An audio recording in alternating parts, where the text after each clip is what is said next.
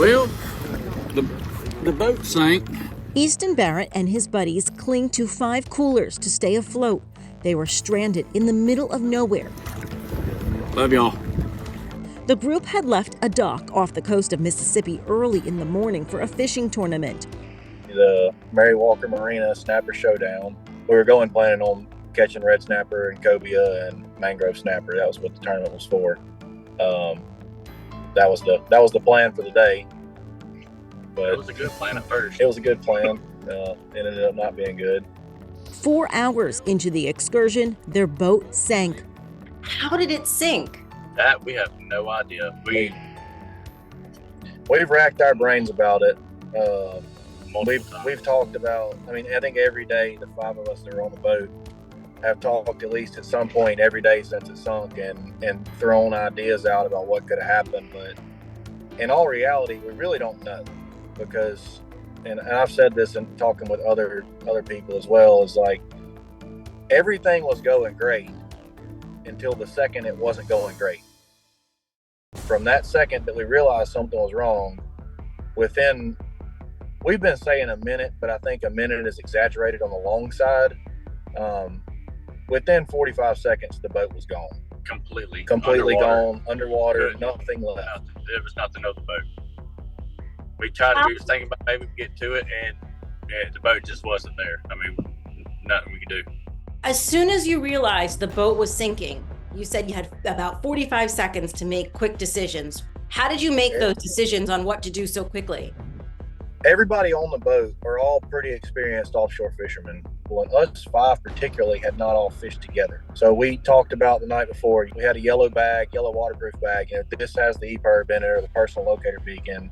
This has that in it. It's got some first aid stuff. This is where the flares are. This is where the life vests are. Kind of went over that stuff. We don't always do that, but on this trip particularly, we had a different group of people that did not fish together. So we went over those things. And from the time we realized there was something wrong until the time that, in that 45 seconds, we turned around and realized the motors were going under.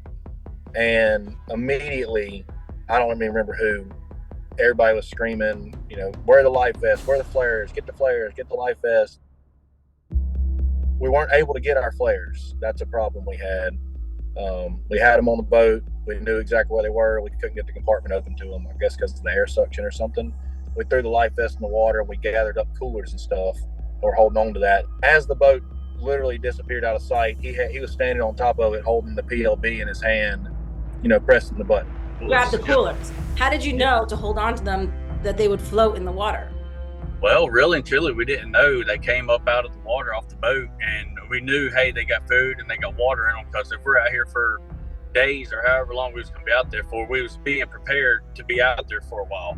So it's and it actually came great, because the coolers did become a flotation device for us, because the life jackets, they were great, but they only lasted for so long.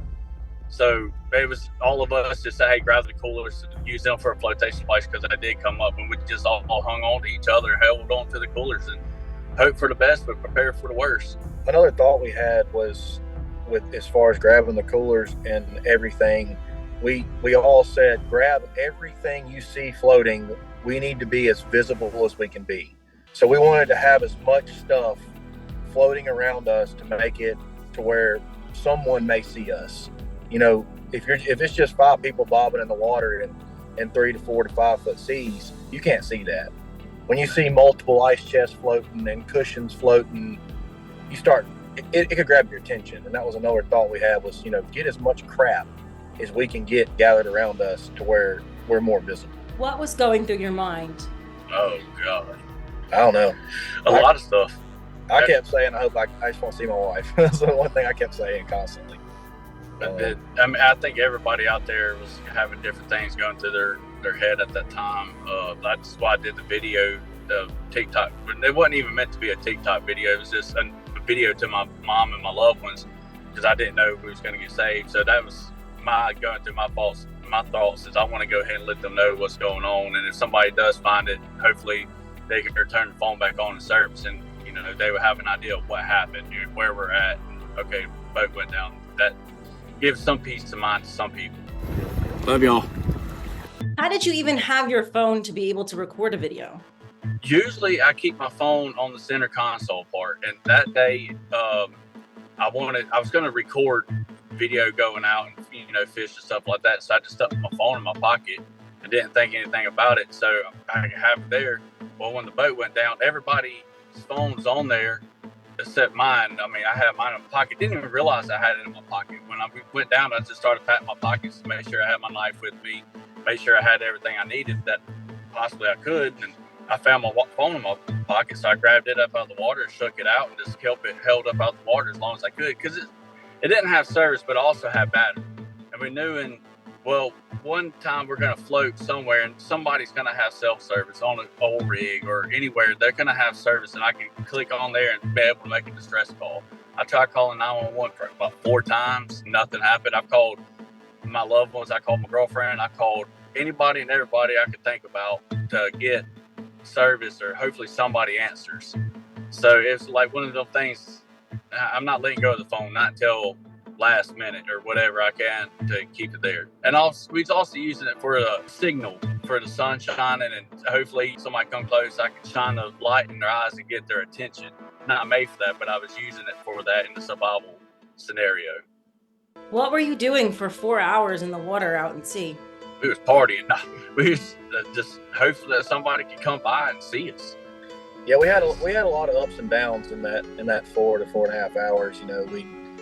We would see boats and we'd get hopeful that we were drifting towards them, and then they'd drive off from where they're fishing at. Well, then your hopes go down again, and then we didn't necessarily know that our locator beacon was working. And about 2.5 hours into the floating experience, we spotted a Coast Guard boat. That gave us hope. They passed us probably 2 miles north of us. We watched them. They went out of sight. Then they passed us again, going back towards where they came from, and that was a little bit of letdown, thinking, okay, well, they went and looked, and now they're headed back. And then when we saw them the third time, we all got a little more, felt a little better, because we're thinking at that point, okay, they're probably doing some kind of grid search, and they're going to eventually find us. And then the fourth time, that was a major letdown, because that had been, we had been seeing them for 2 hours at that point, and they went out of sight again. They passed us the fifth time, headed back towards the west, and when they turned around, their bow of their boat was pointed straight at us. And we just tried to stay calm and not freak out yet, because we knew they had not seen us yet, but they started coming towards us. And then eventually they got up on plane, and we saw one of them on the bow waving his arm, and we were, at that point, we knew we were good. We made it on the boat. When you saw the Coast Guard coming towards you, what were you doing in the water to get their attention? We had screamed and freaked out and yelled and everything one previous time when they were passing us, and we all got out of breath, started cramping, got very tired on one of the previous passes. So we all actually said, let's not exert ourselves yet. Let's let them get really close, and then we'll try to get their attention. And we actually had 165 quart igloo cooler, and we took it and we stood it straight up in the water, and it made about a 3 foot tall, 2.5 to 3 foot tall white block. And they actually saw the cooler, and they didn't see us till they were like 100 yards from us. Then they saw us too, but they were coming to check out the cooler, which ultimately that's what led them to see us, thankfully. In the hours they were in the water, they drifted several miles. This dot shows where they sank, and this one where they were found. And this is the device that helped save their lives by alerting the Coast Guard. It's made by a company called ACR Artex. It's a personal locator beacon. And when you register the device, you register like someone that's going to be on shore, like your mom or your dad or whoever. And then you also register it to the Coast Guard. And once you press the button on this device, it is telling whoever the person you registered it to, as well as the Coast Guard, that you're in distress. You don't press it for games, you press it when you mean it. And thank goodness, Coast Guard got the alert. They jumped on, they were on the way.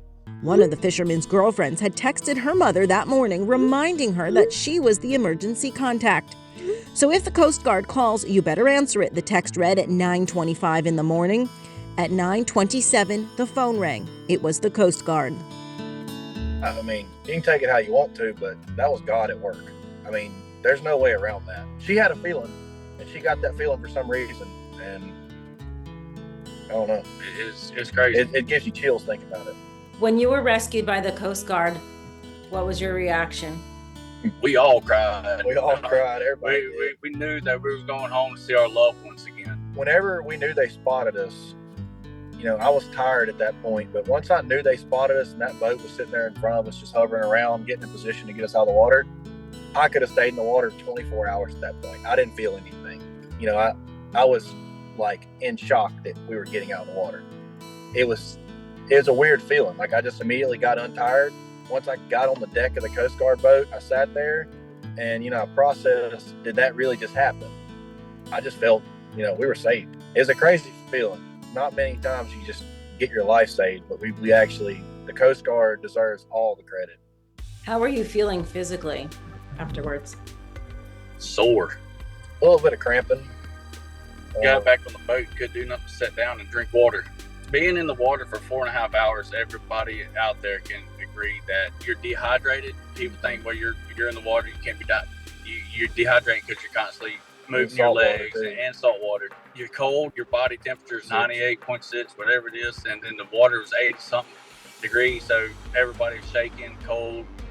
Did you eat the food in the cooler and the ice to stay hydrated? We had waters in the cooler, one of the coolers, and we had one guy open the cooler and two guys on the other side to keep everything in there as much as we could, just to grab out 2 bottles of water. And we didn't know how long we was going to stay out there because there was a whole case of water. So we didn't know if we were going to get saved today or tomorrow. So it was kind of like rationing, trying to come up with a plan of if we don't get found anytime soon. So we grabbed 2 bottles of water, and we just shared 2 bottles of water to stay hydrated as much as we possibly could. The food, we was going to save it, and, just in case if worse comes worse, we wash up on an island somewhere, at least we have something to eat. Did you think you were going to be rescued? We had no idea. We kept telling ourselves, They're coming. We've got food, we've got water, we believe the EPIRB is working, which we actually figured out was a personal locator beacon. We believe it's working, it's flashing green, and it's got a strobe light going, and we've got stuff to float on, and we're all together. We kept saying those things.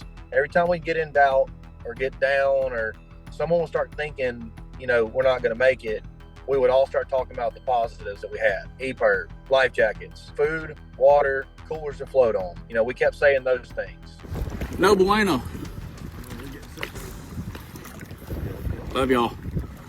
What's your advice to anyone who goes out on the water fishing like you or on an excursion moving forward? I've fished offshore every year of my life since I was 5 and I'm 30 now. I'd say 20 plus years of experience of doing it. And never once before this trip did I have one of those devices. I've got friends that have them. I've got friends that talk about them, but I've not had any friends that had to use them. And thank God we had it, because it was rough and no one would have found us until dark. No one would have looked for us till dark, and the water was cold. Get an EPIRB or a personal locating device and get the proper life jackets. Not just a life jacket that you can spend out on the lake or river, a actual Coast Guard approved reflective life jacket.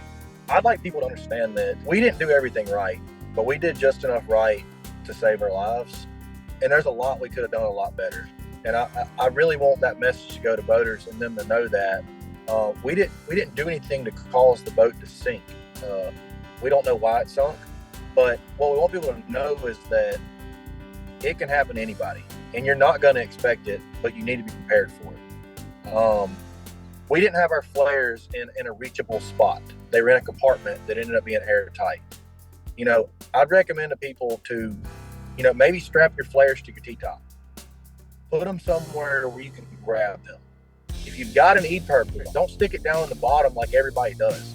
Your life vest, people shove them down in the bottom of the hole. They shove their flares down in there. Then they put stuff where they can't get to. And we're lucky we were able to get our stuff out.